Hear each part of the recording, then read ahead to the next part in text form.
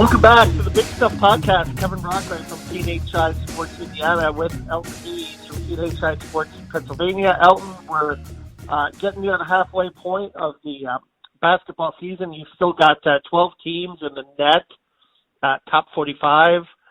Still an incredibly strong conference. Illinois and Michigan State to the top at 7-2, and then you've got Maryland, Iowa, and Rutgers at 6-3 in the conference standings. So really still a log jam, particularly at the top. Yes, I think the story of the season so far is I guess outside of the parity in the league, it's Illinois right now. Heading into the season, I think it was kind of a foregone conclusion by a lot of people that Michigan State was going to be the best team in the conference and the conference's best hope at competing in the national tournament, March Madness. But we're sitting here, like you said, halfway through the season. Illinois 7-2 and tied for first place in the Big Ten and 15-5 overall, identical records conference-wise and overall with Michigan State. Yeah, and Kofi Cockburn, I had a chance to watch him play last week against Purdue, and there's a grown man for you. I mean, he just completely dominated Mackey Arena, which is a tough place to play. It was Purdue's first conference loss there in over a year. And he just really, had his way inside with Matt Harms, who's a decent center at Purdue, and Travion Williams. They have two good big guys, but Kofi Cockburn just really dominated that game. And they got some outside shooting from, Trent Frazier, from Dosunmu. They have a lot of pieces, and they do. I don't think they're going away anytime soon. No, well, last year, Dosunmu was kind of the, he was young, he was the bright spot on that team. He was a prolific scorer. And a lot of people were wondering what he could do here, now with the year of experience under his belt. A lot of people said that he kind of, I guess, would help Illinois' resurgence, and he's really lived up to that billing. He's averaging 32 minutes a game right now. He's leading the team in scoring with 16.2 points per game, averaging 3.5 assists per game. He's just really a well-rounded player, and he came up with a big shot for him last week, to kind of clinch the game winner. I believe that was against Michigan on Sunday, and he's really lived up to the hype. He's been a lot of fun to watch. Yep, and Michigan State stays atop the standings. They bounced back from their loss at Assembly Hall on Thursday, and beat Minnesota on Sunday. So they're at 7-2, also 15-5 overall. But when you watch Michigan State, I still think they have another gear.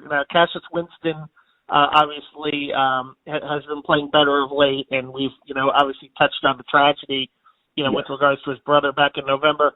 Xavier Tillman, another big guy that I think has more in the tank and can show a little more. So I'll be curious to see how they do when they go into February, if they continue to kind of gel and come together. Rocket Watts is a nice young freshman guard. He stepped in. I think that was the big question going into the season was, who's going to replace Joshua Langford. Yeah. And he's Rocket averaging Watts 20 minutes per game right now, so they're definitely using him a lot. Yeah, Rocket Watts has done a good job. So I think they have, some pieces there, but they'll be in with a dogfight with Illinois. But I think that I'll be curious to see whether how much better they get in February and March. And based on Tom Izzo's track record, that's when they heat up. The best of that's when they heat up. Yeah. But no, I agree. They're kind of playing with a veil. I don't know. No Cassius Winston, the tragedy that that fell on him and his family this season had a lot to do with it. But, Michigan State just kind of looks like it's playing with the governor on right now. What this team is capable of, we've seen it in the past. And I think you're right. I think, they're a team that really kind of hits its stride later in the season. And I think that's when we're really going to see everyone kind of take off. But I have been very, very impressed with Rocky Watts. He's really, stepped into that role, and not just stepped into it, but he's played a pivotal. He's been a pivotal piece in their great start to the season so far. Yep, and Maryland solved its road woes this week. They were at Northwestern on Tuesday night, trailing by 14. They come back, they win that game. Then they come to Assembly Hall, they shoot lights out. They start at 9 of 14 from three. They're up by 9 at the halftime, then they're down 8 late, and they rally back to win that game. Jalen Smith, just a terrific week, 25 against Northwestern, and then 29 against Indiana, and then at the end of the game, he goes all WWE wrestler pounds his fist on the IU logo and mugs for the fans. Yeah, to restrain him, but he's a pretty emotional guy. Yeah. Well, we talked about this in the podcast last week. We were just kind of wondering, what's going on with Maryland? Is anyone else besides Anthony Cowan going to step up and, kind of help out? And I think Jalen Smith, I guess he was listening to the Big Stuff podcast last week because he really came up and this was really impressive. And, that's the Maryland team that I expected to see heading into this season. Yeah, Elton, Jalen Smith is a guy. I mean, he's 6'10", he rebounds, he shoots from outside, he scores inside, he defends really well at the rim. He's a guy that's not going to be staying in college, very long.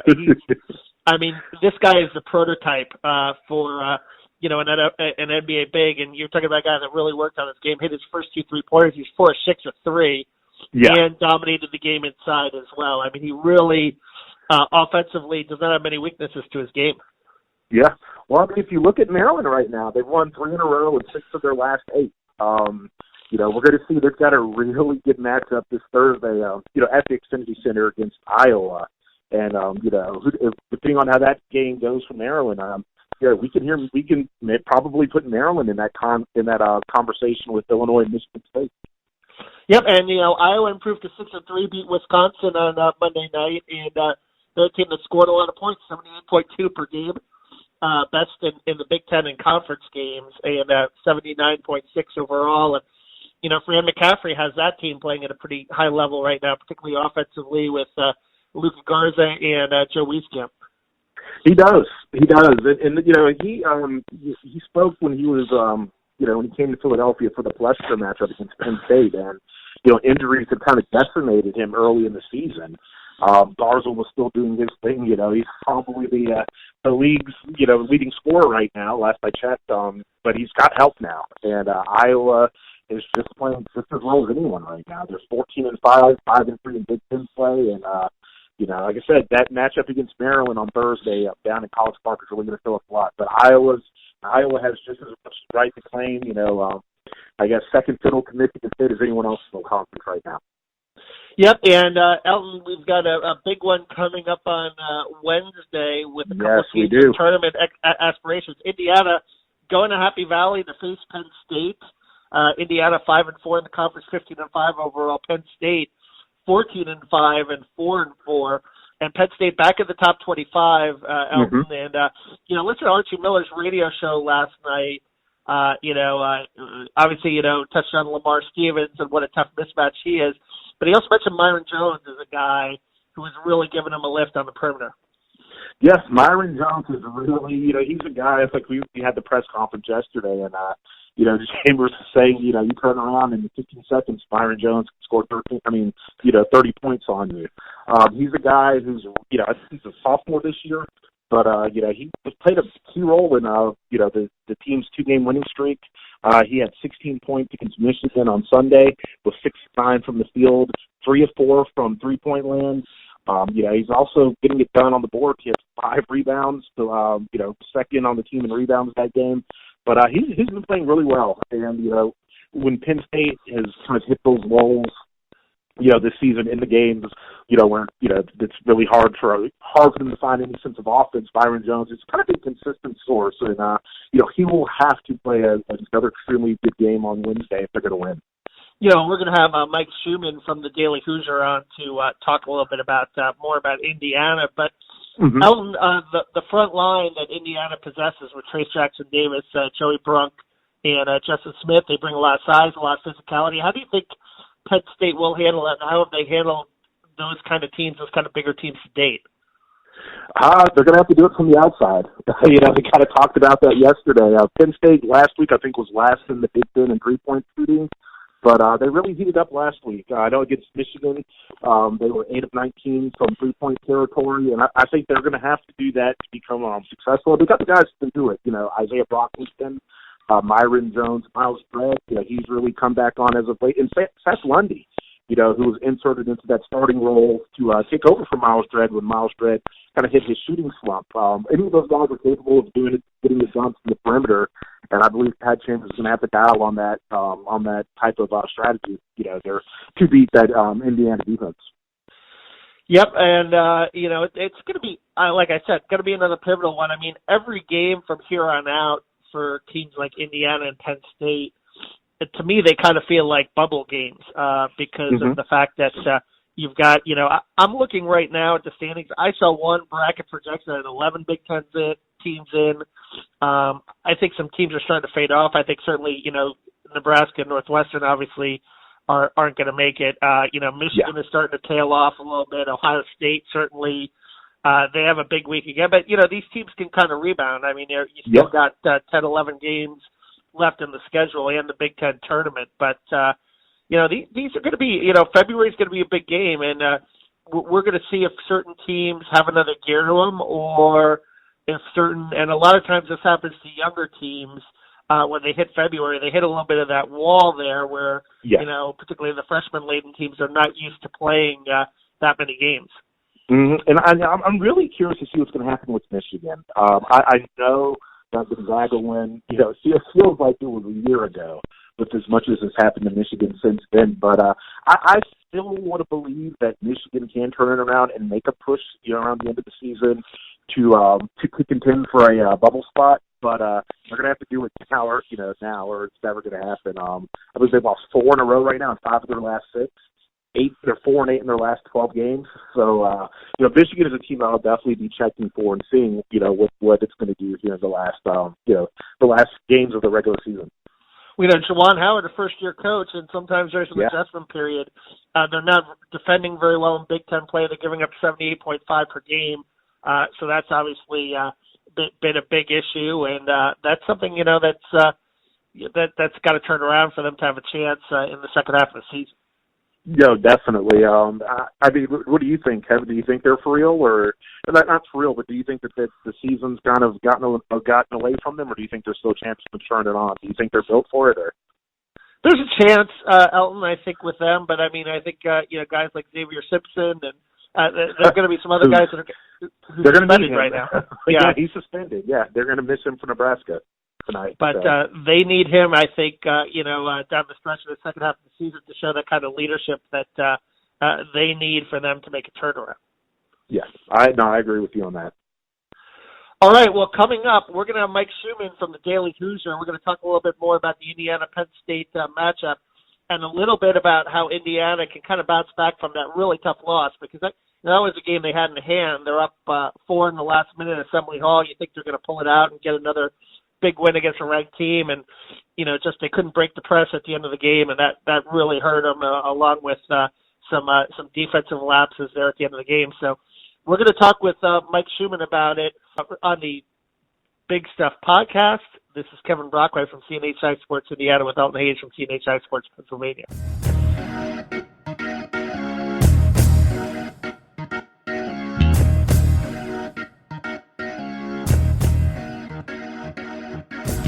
Welcome back to the Big Stuff podcast. Kevin Brockway from CNHI Sports Indiana with Elton Hayes from CNHI Sports Pennsylvania. And coming up, obviously a really big week for Indiana basketball. 2 road games after a weekend in which they split against a pair of ranked teams that really pulled off a big win against Michigan State and had a chance for another one and let it slip away against Maryland. But coming on the show with us is Mike Schumann from the Daily Hoosier. Mike, pleasure having you on. Gentlemen, thanks for the opportunity. I appreciate it. Mike, let's begin with Sunday. It was kind of a strange game. Indiana, a season-high 22 assists. They do a lot of things right. They shoot the ball very well, but Maryland was just as proficient offensively. Still a chance to win. You make some mistakes down the stretch, a little turnover against the press, allows Maryland to get back in it, and they seize that opportunity. How do you see, based on the makeup of this team, bouncing back? What kind of character do you think this team can kind of show off this kind of loss, and particularly with maybe whatever kind of leadership this team might have? Yeah, that's really the big question, isn't it? I mean, you wonder what kind of mental toughness this team has. They don't strike you as a group of alpha males that are just gonna dig in and respond after a really tough loss, but we haven't really seen this particular group with some leaders like Joey Brunk and others. We haven't seen them be dealt with such a tough situation and how they're going to respond. So I think that's probably, for me, it's one of the more interesting aspects of Wednesday night's game against Penn State on the road is, how are they going to go into a tough environment against a really good team coming off a really bad, or not bad, but just frustrating and disappointing loss and respond on the road where they haven't played well, but they've at least got the recent confidence of picking up a road win at Nebraska. So that for me it's a great question, and I think it's a great thing to look for on Wednesday. Yeah, and obviously, we know the strength of this team is in its front line. The late Joey Brunk has certainly been a nice addition. With Trey Jackson-Davis, a freshman, really emerging as one of the best freshmen in the Big Ten right now. And then you have Justin Smith, who's a good defender, and some nights he gives you offense, some nights he doesn't. And even guys like Deron Davis are playing a little better. Race Thompson is injured; he's not going to play. But certainly they're getting from it. They're getting it from a front court standpoint. I think the backcourt is obviously the huge question for this team going forward. What do you see right now in terms of Rob Phinisee, his health right now, and how he's coming along, and for him and Devontae and Al Durham and even Armaan Franklin as a freshman he's developing. I mean, how key is it going to be going forward for these guys to just kind of maybe, find another level of their game? Yeah, I think it's really key. I mean, they obviously only have 4 guys to choose from in their backcourt. And I think they're trending in different directions, in my opinion. I think Rob Phinisee is clearly headed in the right direction. I think kind of one of the things lost in that Maryland game was the fact that, he had 7 assists, he hit some big shots. I think he looked a lot more like the Rob Phinisee that we've come to know when he's at his best. Now, granted, he had some trouble staying in front of Anthony Cowan at times, but I think that's the problem that every team faces with his quickness. But I think he's going in the right direction. Devontae Green, game by game, you don't know which direction he's going, but he had another good game on Sunday, and I don't think he's had a lot of really strong games on the road, so that'll clearly be something to look for. I think his best games, you think about Ohio State, Florida State, Maryland, those are all home games. So can Devontae Green emerge on the road, which he's done in the past? He had some big games last year on the road, so that'll be something to watch. The guy that I think might be trending a little bit in the wrong direction is Al Durham. I think he's, defensively, I think he lost a lot of minutes against Maryland because he couldn't stay in front of what looked to be guys that were a little bit bigger, a little bit stronger, maybe a little bit quicker than he was. So I think that's interesting to watch. And segueing into that, Armaan Franklin, I think, has been picking up minutes here as the season has progressed, and just looks like a more confident player that's maybe benefited from a lot of early playing time in the season when there were some injuries in the backcourt. Hey, this is Elton from Scenic, Pennsylvania. I'll be at the game tomorrow night. Looking at Indiana's schedule, the body of work that the Hoosiers have carved out is undoubtedly impressive. 15-5, 5-4 in Big Ten games. I believe the winners of 4 out of their last 6. Winning on the road has been difficult for any team in this league, as we see as evidenced by the records. I'm looking at Indiana's schedule right now, 1-3 on the road. Got a 82-74 win against Nebraska, but has also dropped contest at Rutgers, Maryland, and Wisconsin. I understand the Bryce Jordan Center isn't that type of venue in terms of being really debilitating for opposing teams. But how do you see Indiana learning from those road woes earlier in the season, and how do you feel that that's going to help them out? With a game with this stakes, playing it on the road. Yeah, I mean, I think they moved on pretty well against Nebraska, on the road in front of what I heard was a really good crowd there in Nebraska. So hopefully that's a sign. But obviously that's a bottom feeder in the league right now, so you don't really want to put too much into that. I think Penn State's obviously a good team. Hasn't always had the best home crowd, as you alluded to, but I think it's still a good test, and I suspect they'll have a pretty good showing of fans for that game with the students there and everything. But again, it goes back to, how does Indiana respond? Because I think they're good enough to beat Penn State on a given day, but where are they at mentally? Where are they going to be at when the crowd's against them, when things start to go a little bit sideways, which it undoubtedly will at some point in that game? Is it going to kind of steamroll them and they get blown out, or can they hang tough? Because those early games that they lost, like at Wisconsin and Maryland, man, they they just got steamrolled with really big runs that they could never respond to, and you just wonder, coming off such a bad loss on Sunday, are they going to have that same mental state? Okay. Lamar Stevens, I guess he needs no introduction. Everyone knows who he is. He was the Big Ten's leading scorer last year. He's again leading Penn State in scoring this season. Is coming off of a 19.9 rebound performance against Michigan. He's a guy who obviously, Indiana's going to be keyed in on. Mike Watkins, the Big Ten leader in blocks. He's kind of been off and on this season. We really don't know what's going on with him, but when he's on, he's on. One thing that's really helped Penn State this season has been, the emergence of its depth. You got guys like Isaiah Brockington, who's coming off the bench contributing, Myron Jones, who had 16 points last game against Michigan, a guy like Curtis Jones Jr., 18 points. Now, outside of Stevens and Watkins, what are some names that you think, really present matchup problems for Indiana? Obviously all Indiana fans are going to be interested in watching Curtis Jones Jr. play just because he's a former Hoosier, and, I saw where Pat Chambers got a question about him yesterday.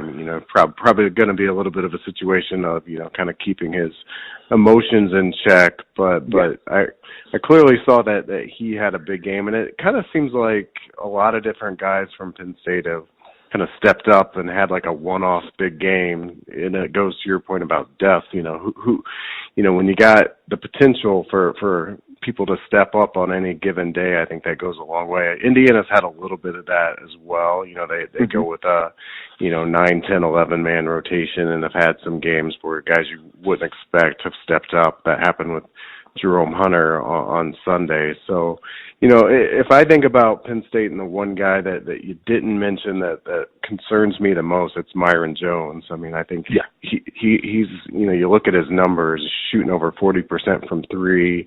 He can just go, when I watched him play, he can just go on tears where he just will put up like, 10, 15 points in what seems like just a few minutes. That's what Chambers said yesterday. He scored like 30 points in 15 seconds. And you look up and like, what's going on here? And those are the kind of things that have really killed Indiana on the road, is just guys getting hot like that, and next thing you know, you're down by 10, 15 points, and against a really good defensive team like Penn State, that's going to be lights out.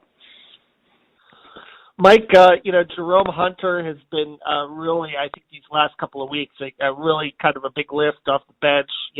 Archie cautions everyone that, you have to realize he's a freshman. He went through the leg condition last year. But how important do you see him and the rest of the bench kind of going down the stretch here in the second half of the season? And, I know Archie had that philosophy of playing the bench early, and, he even admitted on his radio show may have impacted chemistry early in the season, but it seems to be paying dividends now. How important is it going to be for him and maybe some other guys to continue to provide, that kind of production for them to kind of finish off this Big Ten season strong? You know what? I've been clamoring all season with this Indiana team that they need a wing to step up. I'm really happy with their kind of stable of guards and their stable of big men in the paint. But their guards are kind of, on the smaller side, and the bigs don't really have versatility. So they really have needed that wing player that can, on both ends of the floor, can guard at multiple levels and can play offensively at multiple levels. And Hunter is just clearly that guy. And so to see him step up and not only knock down shots, but he just looked confident on the floor. He just had a bounce to his step. And I think he was getting minutes earlier in the season because of his defensive versatility. So I think if you got a guy like that can play different positions and do a lot of different things on the floor to complement your guards and your bigs in the paint, I think that can be a really important key down the stretch here for Indiana. But it's also a lot to put on his shoulders because he is still just a redshirt freshman that really hasn't played a lot of basketball over the last couple of years. So. I don't know if it's reasonable to expect that he's going to continue on the pace that he's been over the last 3 games. Okay, Mike, for Indiana to, finish strong in February and make the NCAA tournament in March, they're going to have to do what? What do you see are some of the keys? The thing that's different about this team for this year versus last year when they didn't really play well in February is, their ability to dominate people in the paint, play inside out, get to the foul line, dominate the offensive glass. So I think they've got to be able to sustain that identity that's emerged this year, against, Big Ten teams, big teams that can match up with them. They've got to keep getting to the foul line like they didn't do against Maryland, because I think that's what distinguishes them, in the league, and it distinguishes them from what they've done, over the last couple of years with Archie Miller. So I think that's what they've kind of bought into, and I think that's what they got to find a way to sustain down the stretch here. All right, good stuff, Mike, as always. And that is Mike Schumann from the Daily Hoosier. This is Kevin Brockway with Elton Hayes for the Big Stuff Podcast, signing off.